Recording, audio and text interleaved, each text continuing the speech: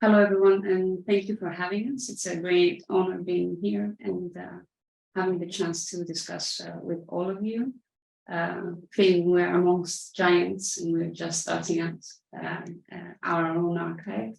And it's a great opportunity for us to start a conversation here. So I'm handing over to my colleague, Theopisti. Thank you, Myrto. So what we're going to do today is I will give a very brief overview of this new center, Science Center of Excellence, and then Myrto will take over to talk about the archive. So we're talking about Cyprus, and there are two things about Cyprus for certain. When we're looking at the Cyprus ArtTech scene, we know that there is no one institution that actually collects documents and makes available art and technology works. However, the last 10 years or so, there are a couple of institutions that actively show work related to art and technology. And Science Center of Excellence is one of them. Does anybody know Science Center of Excellence?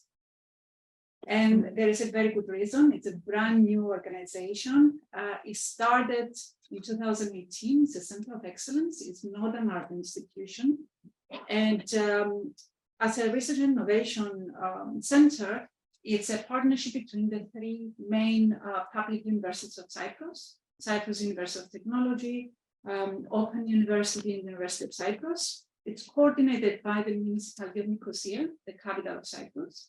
And it has two external advanced partners. It's Max Planck Institute for Informatics in Germany and the University College London.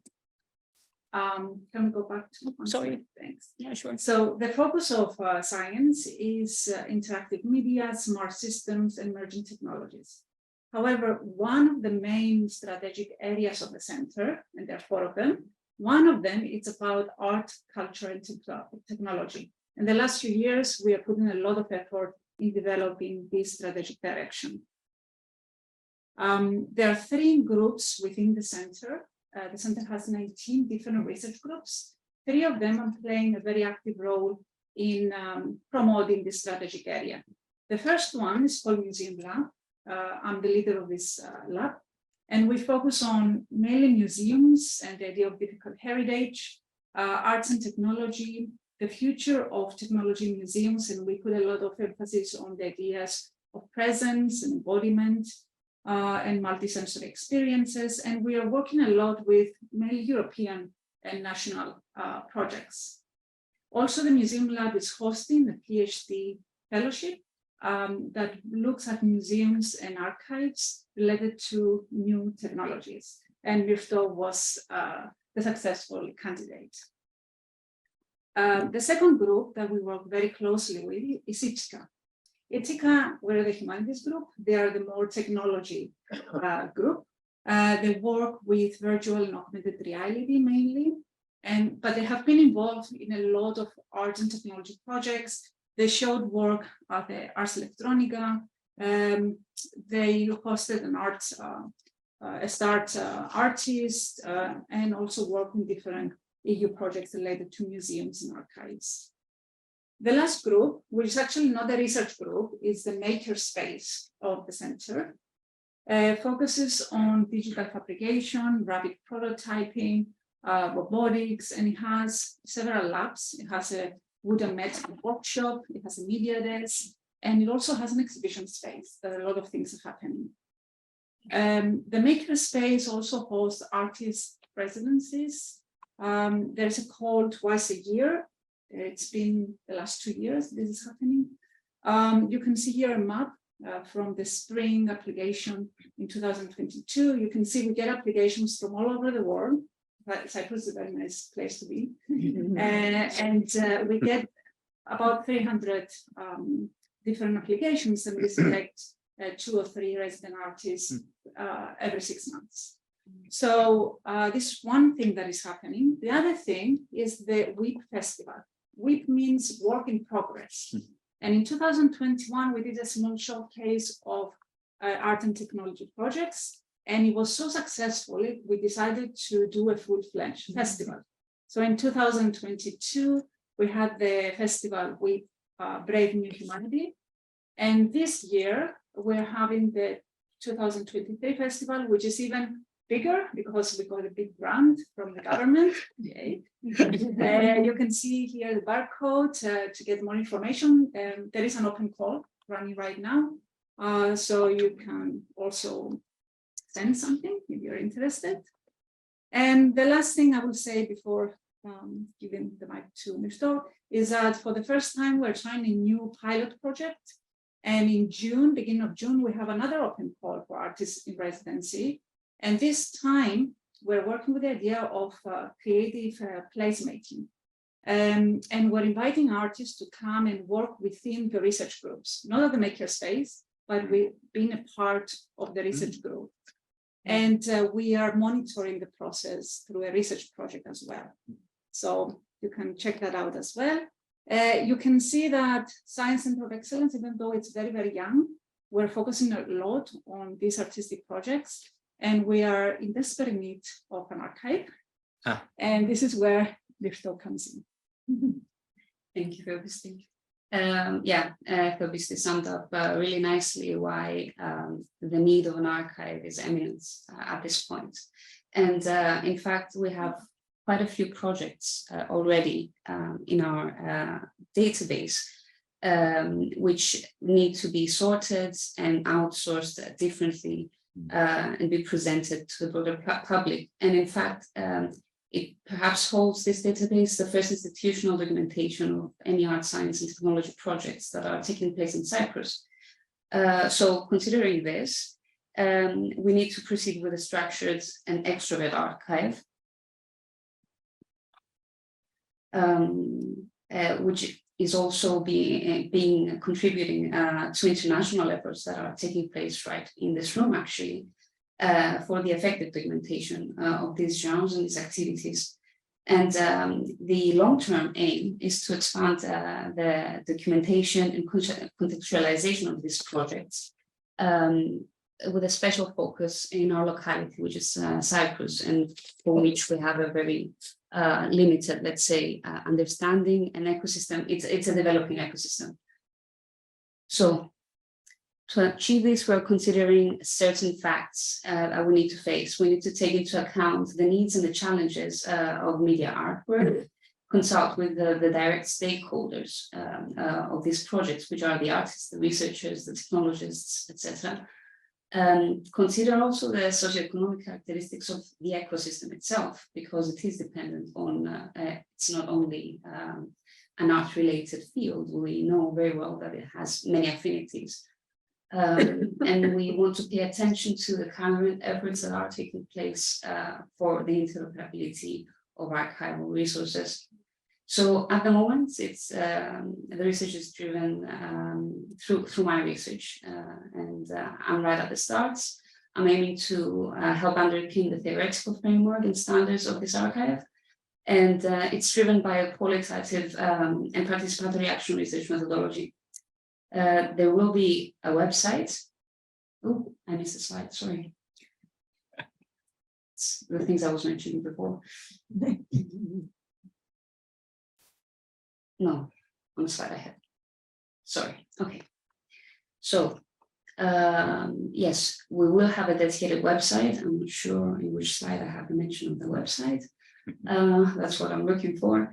And it will be used as a reinforcement tool, also updating anything that has to do with the research and trying actually to reach out to other archives and experts that are already delving into these types of research. So we want to formulate the theoretical and technical requirements to set the foundation of the archive. And the assets that have and will continue to populate this database, they need to be contextualized correctly. They are collected simultaneously with the conceptualization of the archive itself. So it's we have a really nice opportunity here to build something good, basing it on past experiences from you all, and looking through it with a better gaze, let's say.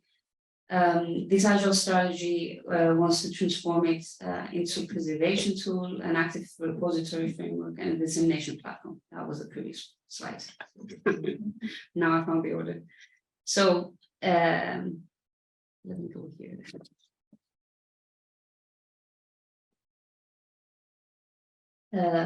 We want to view the ArtTech archive as a preservation tool. So for preserving the digital source code and software components of the projects that are coming in our way, but also the creative, technical, and theoretical aspects of it. The majority of these projects have multiple components, contributors, and theoretical bases, while the digital and technological components have a varying degree of visibility at the end result, that is the artwork or the presentation of the project. Hosting such projects at CYENS, especially through the artist residencies, is tightly bound with technically supporting and enabling collaborations between artists, scientists, researchers, etc. So we are in the process of the making, and this is a great opportunity for us to better understand the needs of the artists, but also to consult with them,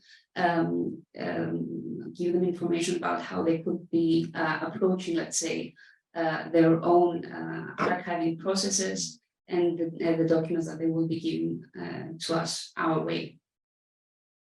So we currently use an internal tech writer and general information template informed by already developed protocols and methodologies, which are sourced from academia, international institutions, and consortia. Additionally, we have openly available forms to collect basic information from artists and researchers and all other contributors to these projects. And these tools allow us to have a quite satisfactory log of what is going on. Nevertheless, we really need to further this documentation process. We want to collect more extensive information, details, and assets. And optimizing the information collection documents is a primary concern at this point, as is to formulate the various types of digital assets so they adhere to an allied index system and host them perhaps under a common server and cloud storage facility, because right now they're not collected in the same place. Cross-checking data with other archives is an initial step, which is really useful to even begin considering interoperability. So what we want to do is check at first, let's say, basic artist information, accurate names, biographies, etc., as well as the terminology and keywords that is used by the older archives. So they can inform our contextualization of what we are building. The other aspect is activating it, the archive, as a repository for the artists. The idea is to record and make visible the most important iterations of the projects, because we have already observed that with the artists in residence. They very often use their own systems of recording the iterations. Many of them use GitHub. So we have a GitHub repository as well. So we're trying to see how we can fit everything together. So what we would like to do and what we can do actually, and it's the center's opportunity to apply relevant academic research that is happening in the center, is to provide artists and scientists niche technological support, allow access to new digital tools, as well as offering source asset repository functions. Such features can enable the further development and dissemination of such artworks across the artistic, scientific, and industrial spheres, leading to the other direction that the archive wants to take, which is the one of being a dissemination tool. To achieve this, the archive's assets need to be openly accessible and engaging, able to provide ideally dynamic information, reaching local and broader audiences, industries, and cultural scenes, and acting as an educational, technology development, and distribution resource. The operability of the archive as an online resource and the interface which will enable this is the final and most important, perhaps, consideration. Often the cluttered, unclear, or even outdated visual identity of any website or online resource becomes a hurdle to its widespread adoption. We hope to create an archive that will be accessible and diverse. And to do this, it's essential to make its content and the semantic connections between the projects it hosts visible, revealing interconnections with broader contexts and concepts, and eventually, after succeeding interoperable functions, making the pathways and links to other archives readily accessible. This is directly connected with the indexing and contextualization stages, but it will likely be the most difficult challenge to translate into an easy to navigate and inviting user experience. Some final considerations. In order for this archive to reach its full potential, many different aspects, considerations, and actions need to align. Beyond its technological capacities, science has to offer theoretical knowledge, resources, and practices which are valuable for the contextualization of the local art, science, and technology activities and the archive's affordances in the relevant international ecosystem. Secondly, it can effectively extend the role of the artists, researchers, technicians, and any other contributors actively involving them not only in the documentation, but also in the development of the archive itself. While an ongoing dialogue with most of the creators has been maintained, a long-term and in-depth communication format and joint work plan needs to be established.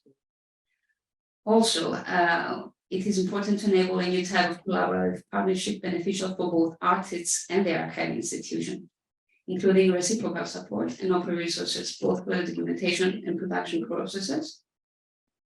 Fourth is a long-term viability scheme beyond the confines of a single research project, which needs to be supported by governmental and European funds and the infrastructure of science. We are hosted in an organization that has many connections and many collaborations, experience with looking into funds and funding opportunities. So securing relevant funding is, again, something that we're stressing at this point. A fifth point is that the ArtTech hopes to contribute from its genesis to the development of international interoperable archival efforts, which are proposed here in the ISEA Summit. And for this, we're very happy to be here. And we really hope to open the dialogue with every single one of you. And finally, to close, the ArtTech archive has the potential to become the first local contextualization of art, science, and technology practices for Cyprus. And perhaps in the future, being able to invite local institutions and museums, galleries, artist-led spaces, and even individuals to thoroughly log their activities, their artworks, their projects, so we can start writing our own, media art history, local media art history. So by activating transparent and inclusive processes, iterating archival subjects, and intuitive archival taxonomies and interfaces, ArtTech aims to be an interconnected hub for regional art and technology practices that will be developing synchronously with the evolving technologies. Thank you so much.